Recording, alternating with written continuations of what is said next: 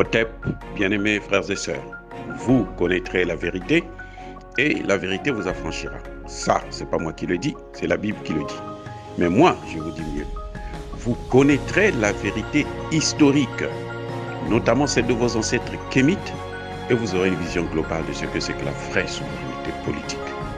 J'ajoute, vous reviendrez à la spiritualité africaine ancestrale et vous comprendrez les enjeux de l'indépendance économique.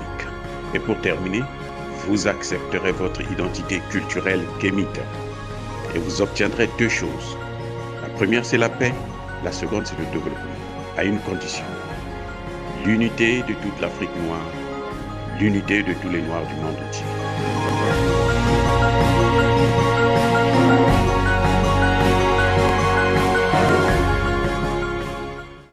Otep à tous, bienvenue sur la chaîne des panafricanistes par essence, par conviction et par excellence. Celle des citoyens kémites par nécessité et obligation de combat. Nous sommes une chaîne qui n'est guidée que par nos ancêtres et rien que par les ancêtres qui appartiennent à l'égrégore du monde noir. Par conséquent, nous ne croyons en aucun Dieu venu de l'étranger. Toutefois, il nous appartient de vous préciser ce qui suit. Cette vidéo n'est aucunement destinée à inciter à la haine ou à la violence. Nous menons un combat politique, géopolitique et géostratégique contre l'impérialisme, le colonialisme et le néocolonialisme, sans oublier l'endocolonat.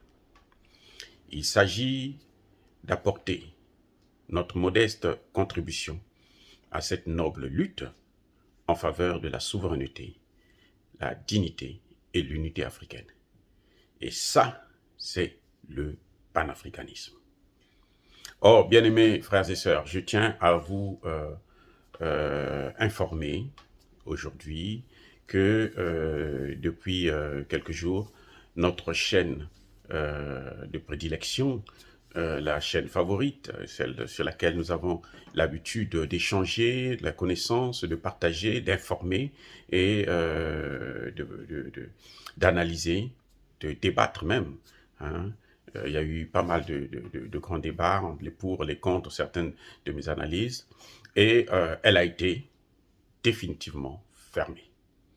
Vous aviez été averti il y a depuis quelque temps qu'on allait probablement le faire parce que nous sommes attaqués par ceux qui ne veulent pas que nous puissions connaître la vérité, ceux qui ne veulent pas une prise de conscience du continent africain et de sa jeunesse, ceux qui pensent que l'Afrique doit continuer à être esclave des autres, colonisée par les autres, comme on le voit aujourd'hui, entourée par des bases militaires pratiquement dans tout, sur tout le continent africain.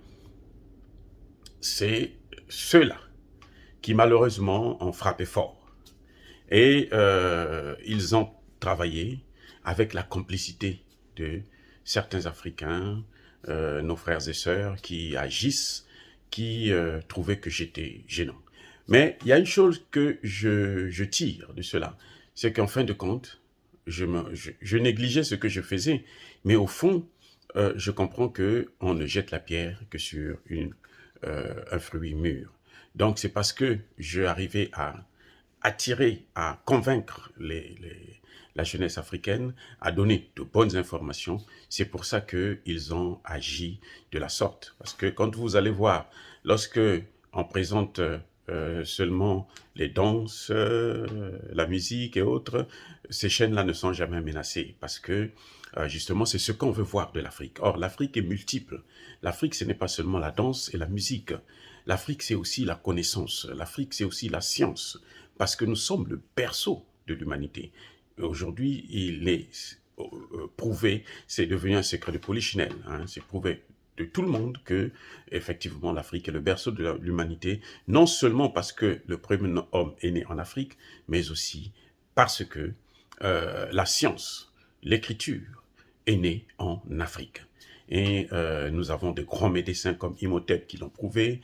Nous avons des recherches, la construction des pyramides qui jusqu'aujourd'hui, aucun pays au monde, malgré sa puissance, n'a pu faire un travail aussi colossal que celui-là. Et voyez, donc ça montre bien que le travail que je fais n'est pas un travail vain. Et c'est ça qui me réjouit et me donne donc la possibilité et la force de continuer à vous informer, à faire des recherches pour vous et à faire des analyses pour partager avec vous afin qu'ensemble nous puissions réfléchir. Parce que l'Afrique nous appartient. Malheureusement, l'Afrique a toujours appartenu à tout le monde, sauf aux Africains. Et donc, nous, ce que nous voulons, c'est changer cette tendance, faire en sorte que l'Afrique appartienne d'abord aux Africains et que les autres puissent être les bienvenus chez nous. Mais apparemment, ce n'est pas ça. C'est ça qui justifie la prédation des matières premières africaines. C'est ça qui justifie le fait que l'Afrique n'est pas contrôlée par les Africains. L'Afrique est au contraire sous contrôle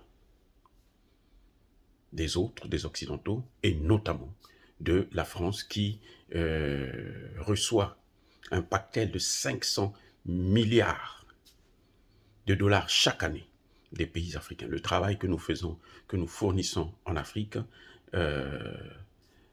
il vient à moitié, plus de la moitié d'ailleurs, en France, à travers le réseau du franc CFA.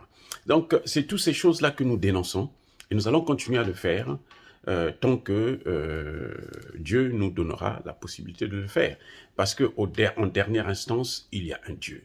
Et c'est celui-là que nous craignons, c'est celui-là qui est notre maître, c'est celui-là qui nous guide, et c'est celui-là qui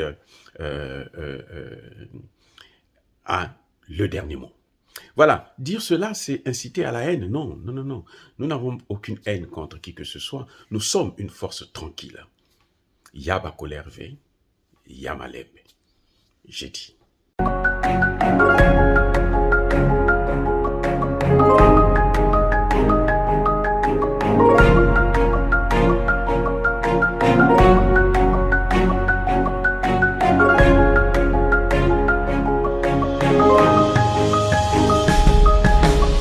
Eux, ils marchent par la foi et non par la vue.